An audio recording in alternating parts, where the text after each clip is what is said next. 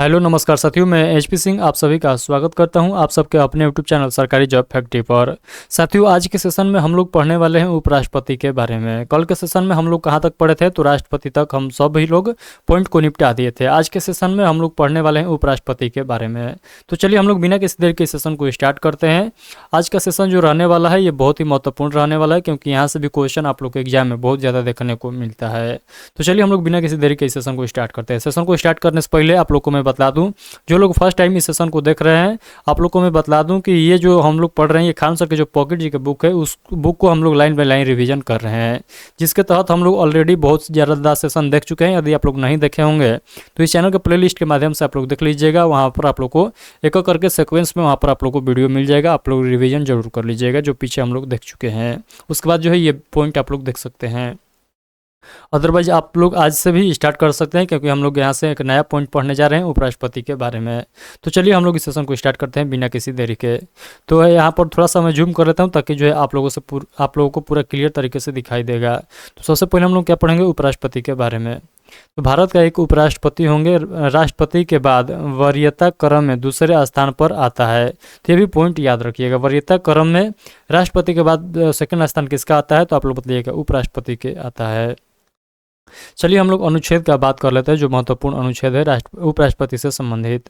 तो आर्टिकल 63 आप सभी लोग जानते हैं भारत के एक उपराष्ट्रपति होंगे, जिसे आर्टिकल 52 आप लोग याद रखे थे कि भारत के एक राष्ट्रपति होंगे, उसी प्रकार से आप लोग को याद रखना है। आर्टिकल यानी अनुच्छेद 63 कहता है कि भारत के एक उपराष्ट्रपति भी होंगे।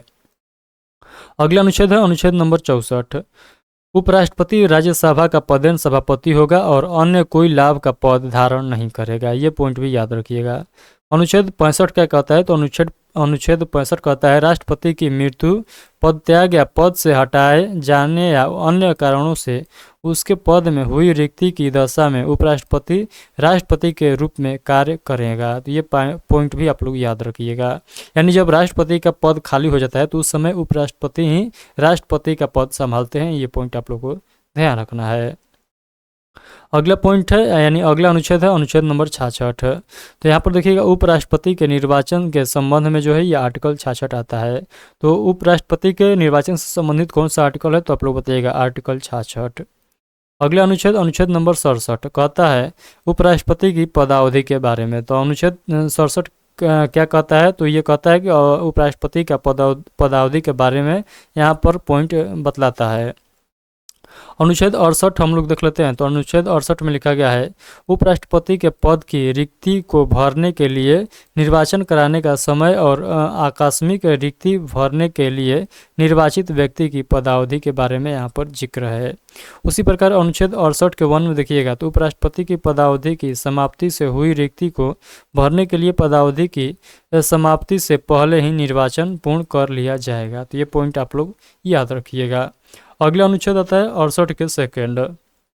ये कहता है उपराष्ट्रपति की मृत्यु या पद त्याग या अन्य कारणों से हुए पद की रिक्ति को भरने के लिए यथाशीघ्र निर्वाचन किया जाएगा तथा निर्वाचित व्यक्ति अपने पद ग्रहण की तारीख से 5 वर्ष की पूरी अवधि तक पद धारण करेगा। तो जिस प्रकार से राष्ट्रपति शासन करते हैं उसी प्रकार से यहाँ पर भी जिक्र किया गया है। तो जिस प्रकार से राष्ट्रपति जब वो निर्वाचित होकर आते हैं तो उस समय से 5 साल वो लगातार पद पर रह सकते हैं, उसी प्रकार से यहाँ पर भी जिक्र किया गया है कि उपराष्ट्रपति भी जब इनका निर्वाचन हो जाएगा उससे लगातार 5 सालों तक ये अपने पद पर बने रहेंगे। तो ये पॉइंट आप लोग जरूर याद रखिएगा। अगला पॉइंट है निर्वाचन से संबंधित। तो निर्वाचन से संबंधित हम लोग बात यहाँ पर देख लेते हैं। उपराष्ट्रपति का निर्वाचन एक निर्वाचक मंडल करता है जिसमें लोकसभा व राज्यसभा के सभी सदस्य शामिल होते हैं। अर्थात राष्ट्रपति के निर्वाचन में संसद के दोनों सदनों के केवल निर्वाचित एवं मनोनीत सदस्य भाग लेते हैं।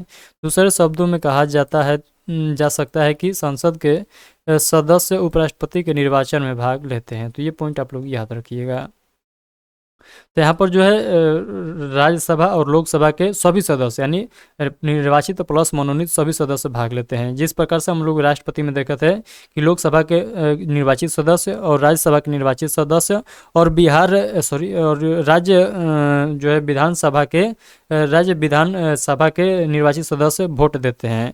तो यहाँ पर केवल निर्वाचित सदस्य वोट देते थे, यहाँ पर दोनों सदनों के मनोनीत भी वोट देते हैं और निर्वाचित दोनों वोट देते हैं। ये पॉइंट आप लोग याद रखिएगा। अगला पॉइंट है, प्रारंभ में उपराष्ट्रपति का चुनाव संयुक्त अधिवेशन के माध्यम से किया जाता था, परंतु 11वें संविधान संशोधन अधिनियम 1961 के द्वारा संयुक्त अधिवेशन के स्थान पर निर्वाचक मंडल की व्यवस्था की गई। अगला पॉइंट है, उपराष्ट्रपति के निर्वाचन मंडल में 20 प्रस्तावक, 20 अनुमोदक व 15,000 रुपये जमानत राशि निर्धारित की गई है। यदि कोई उम्मीदवार कुल वैध मतों का 1/6 से कम प्राप्त करता है वोट, तो वह अपनी जमानत राशि खो देगा। यानी मान लीजिए 600 वोट है जिसमें से वो 100 वोट भी नहीं लाता है, तो ये 15,000 का जो जमानत राशि है ये भी खो देगा, यानी इसको भी जब्त कर लिया जाएगा। ये पॉइंट आप लोग को याद रखना है। जिस प्रकार से राष्ट्रपति के निर्वाचन के लिए यहाँ पर 50 प्रस्तावक और 50 अनुमोदक होते हैं, उसी प्रकार उपराष्ट्रपति के निर्वाचन के लिए 20 प्रस्तावक और 20 अनुमोदक और 15,000 रुपये जमानत राशि निर्धारित की गई है। तो ये सारा पॉइंट आप लोग याद रखिएगा। अब आइए हम लोग बात कर लेते हैं चुनाव की विधि के बारे में। तो उपराष्ट्रपति का चुनाव अप्रत्यक्ष रूप से अनुपातिक प्रतिनिधित्व प्रणाली से एकल संक्रमणीय मत पद्धति द्वारा गुप्त मतदान द्वारा होता है। तो इस प्रकार आप लोगों को याद रखना है, जिस प्रकार राष्ट्रपति का निर्वाचन होता है उसी प्रकार उपराष्ट्रपति का भी निर्वाचन किया जाता है। हम लोग बात कर लेते हैं उपराष्ट्रपति बनने के लिए योग्यताएं क्या क्या रखा जाता है। तो अनुच्छेद 66 के सी में देखिएगा, इसके अनुसार भारत के उपराष्ट्रपति पद हेतु निम्नलिखित योग्यताएं होनी चाहिए। पहला में देखिएगा, पहला योग्यता भारत का वो नागरिक होना चाहिए, उनका न्यूनतम उम्र 35 वर्ष पूरा हो चुका होना चाहिए, वह किसी लाभ के पद पर जो है कार्यरत नहीं होने चाहिए, और वह राज्यसभा का सदस्य निर्वाचित होने के योग्य रखता होना चाहिए। यानी वो राज्यसभा का जिस प्रकार से राज्यसभा के सदस्य निर्वाचित होते हैं वो सभी जो है नियम को ये फॉलो करना चाहिए। ये पॉइंट आप लोग को याद रखना है। अगला पॉइंट है कार्यकाल या पदावधि के बारे में हम लोग देख लेते हैं।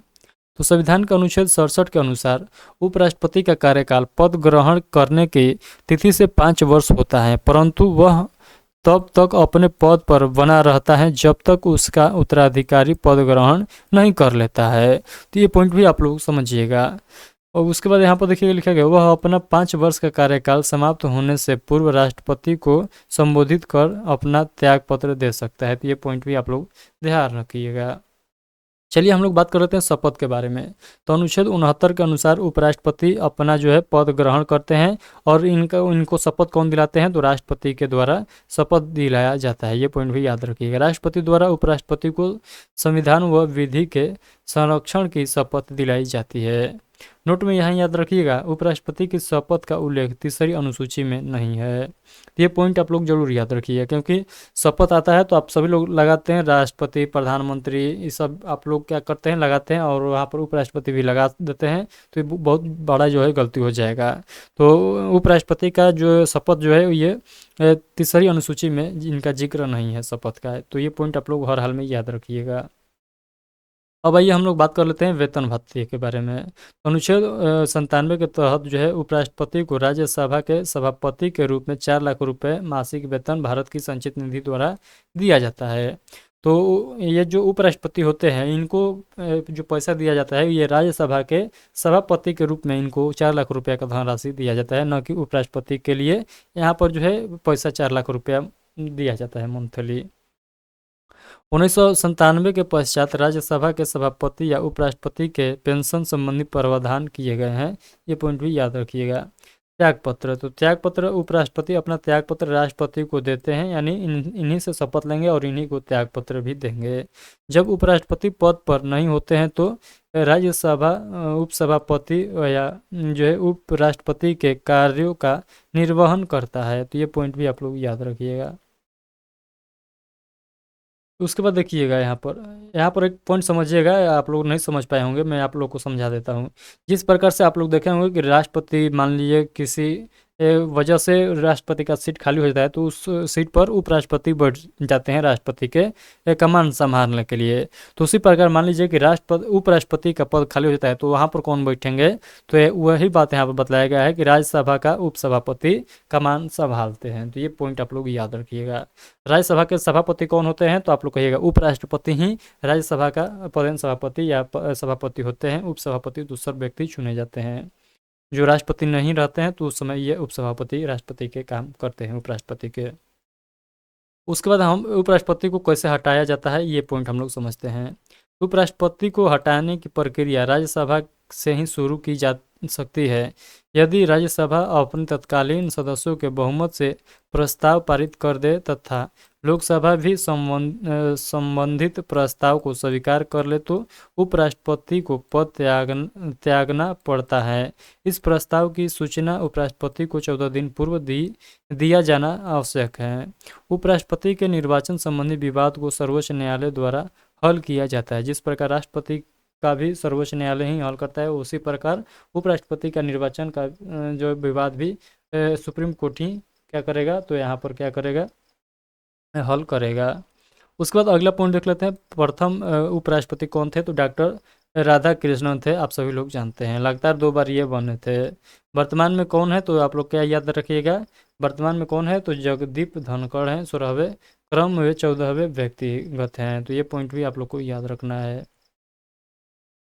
उसके बाद उपसभापति, इसको आप लोग क्या करिएगा, इसको अपडेट कर लीजिएगा। हमको डाउट लग रहा है शायद कोई जो है चेंज हो गए होंगे, तो इसको आप लोग एक बार अपडेट जरूर कर लीजिएगा। उपसभापति हम लोग देख लेते हैं। जब सभापति अपने पद पर नहीं होते हैं तो उनके कार्यों का उपसभापति देखते हैं। उपसभापति राज्यसभा का सदस्य होता है। उसका चयन राज्यसभा के सदस्यों में से किया जाता है। उपसभापति का कार्यकाल 6 वर्ष का होता है। ये पॉइंट जरूर याद रखिएगा। आप लोग देखें, आप लोगों से पूछेगा कि सभापति यानी राज्यसभा के सभापति का कार्यकाल कितने वर्ष का होता है, तो सभापति कहेगा तो समझिएगा कि घुमा रहा है, यानी उपराष्ट्रपति का ये कार्यकाल पूछ रहा है। तो उस समय आप लोग कितना बताइएगा, 5 वर्ष। बट आप लोग को उपसभापति का कार्यकाल पूछेगा तो आप लोग को 6 वर्ष बतलाना है। तो सभापति कहेगा तो 5 वर्ष, उपसभापति कहेगा तो 6 वर्ष। अगला पॉइंट है, वर्तमान में हरिवंश नारायण सिंह राज्यसभा के उपसभापति हैं। इसको भी आप लोग अपडेट कर लीजिएगा।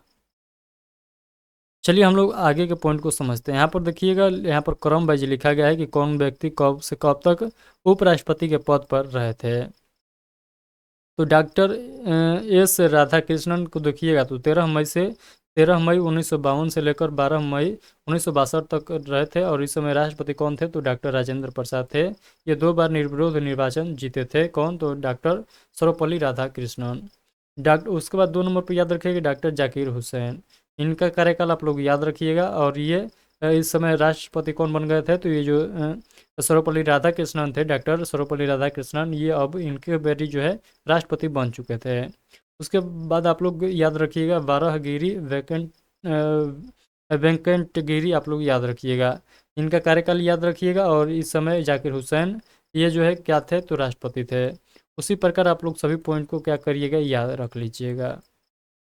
इतना पॉइंट आप लोग को याद रखना है। उसके बाद यहाँ पर 8 नंबर पर देखिएगा डॉक्टर शंकर दयाल शर्मा थे। उसके बाद KR नारायण, उसके बाद कृष्णकांत, उसके बाद भैरव सिंह शेखावत थे। उसी प्रकार आप लोग को याद रखना है। और जगदीप धनखड़ आप लोग याद रखिएगा। चलिए हम लोग यहाँ से पॉइंट आप याद करते हैं, क्योंकि महत्वपूर्ण पॉइंट है तो हम लोग ज़रूर इसको याद करेंगे। आई होप कि आप लोग को पूरा पॉइंट जो है क्वेश्चन आप लोग को दिखाई दे रहा होगा। नहीं दिखाई दे रहा है तो आप लोग मेरे बात को ध्यान से समझिएगा, क्योंकि यहाँ पर हम जूम करेंगे तो आधा क्वेश्चन कट जाएगा। यहाँ पर देखिएगा लिखा गया है भारत के प्रथम उपराष्ट्रपति डॉक्टर जो है सर्वपल्ली राधाकृष्णन थे, जो 2 कार्यकाल यानी 1952 से 62 तक उपराष्ट्रपति रहे और बाद में राष्ट्रपति निर्वाचित हुए। उसके बाद आप लोग देखिएगा देश के 11वें क्रम के मुख्य न्यायाधीश एम हिदायतुल्ला 20 जुलाई 1969 से 24 अगस्त 1969 तक कार्यवाहक राष्ट्रपति रहे और बाद में 1979 से 84 तक उपराष्ट्रपति बने। अगला पॉइंट है उपराष्ट्रपति कृष्णन कांत पहले उपराष्ट्रपति थे, जिनकी पद पर रहते हुए मृत्यु हुई। ये पॉइंट भी आप लोग याद रखिएगा। आप लोग से पूछ लेता है वो कौन से उपराष्ट्रपति थे जिनका मृत्यु पद पर रहते हुए हो गए, तो आप लोग कहिएगा वो थे कृष्णन कांत। अगला है मोहम्मद हामिद अंसारी। ऐसे दूसरे व्यक्ति हैं जो कार्यकाल के दौरान इनका भी क्या हुआ था, जो 2 कार्यकाल तक उपराष्ट्रपति रहे थे। तो ये पॉइंट आप लोग याद रखिएगा, यानी ये सेकंड नंबर के हो जाएंगे कौन, मोहम्मद हामिद अंसारी, जो लगातार जो है 2 बार उपराष्ट्रपति बने थे। पहला कौन हो जाएंगे, तो डॉक्टर सर्वपल्ली राधाकृष्णन। उसके बाद अगला नाम आता है डॉक्टर राधाकृष्णन। उसके बाद डॉक्टर राधाकृष्णन, एम हिदायतुल्ला और शंकर दयाल शर्मा निर्विरोध उपराष्ट्रपति बने थे। ये पॉइंट भी आप लोग याद रखिएगा, यानी ये 3 जो उपराष्ट्रपति बने थे ये निर्विरोध चुने गए थे। अगला पॉइंट है भारत के भूतपूर्व उपराष्ट्रपति एम वेंकैया नायडू द्वारा विधायी विधायी निकायों में सुधार हेतु तथा विधायी निकायों को कारगर कारगर बनाने के लिए 15 सूत्रीय सुझाव दिया गया है, जिसमें विधेयकों के सामाजिक, आर्थिक, प्रशासनिक एवं पर्यावरणीय प्रभावों, संसदीय समितियों के कार्यकाल वृद्धि, महिला आरक्षण, संसद व विधानसभा की प्रति वर्ष बैंक के बैठकें निश्चित करने का प्रस्ताव सूत्र शामिल है। अगला पॉइंट है उपराष्ट्रपति जगदीप धनखड़, जो उपराष्ट्रपति बनने से पहले पश्चिम बंगाल राज्य के राज्यपाल थे। ये पॉइंट जरूर याद रखिएगा। तो ये जो जगदीप धनखड़ है ये उपराष्ट्रपति बनने से पहले कहाँ के गवर्नर थे, तो आप लोग बताइएगा पश्चिम बंगाल के। इतना पॉइंट आप लोग को याद रखना है। इसके बाद जो है हम लोगों को पढ़ना है ये प्रधानमंत्री एवं मंत्रिपरिषद के बारे में पढ़ना है। तो प्रधानमंत्री एवं मंत्रिपरिषद के बारे में हम लोग पढ़ेंगे कल के सेशन में। तो आज के सेशन हम लोग यहीं पर स्टॉप करेंगे, क्योंकि आज का सेशन जो है थोड़ा सा जल्दी स्टॉप कर रहे हैं, क्योंकि थोड़ा सा काम है और गला भी बैठ रहा है मेरा, तो इसीलिए आज का सेशन थोड़ा सा छोटा रहेगा। बट कल के सेशन में जो है हम लोग पुनः पीछे जिसे पढ़ रहे थे उसी तरह से हम लोग पढ़ेंगे, यानी मैराथन लगाएंगे। चलिए अभी के लिए इतना ही। आज का सेशन कैसा लगा, थोड़ा बहुत भी आप लोग के मन में क्वेश्चन से रिलेटेड डाउट रह जाता है तो आप लोग इस वीडियो के कमेंट बॉक्स के माध्यम से हमसे पूछ सकते हैं, मैं उसका रिप्लाई जरूर दूंगा। चलिए बहुत बहुत धन्यवाद, मिलते हैं आगे के सेशन में, तब तक के लिए take care, thank you, bye bye.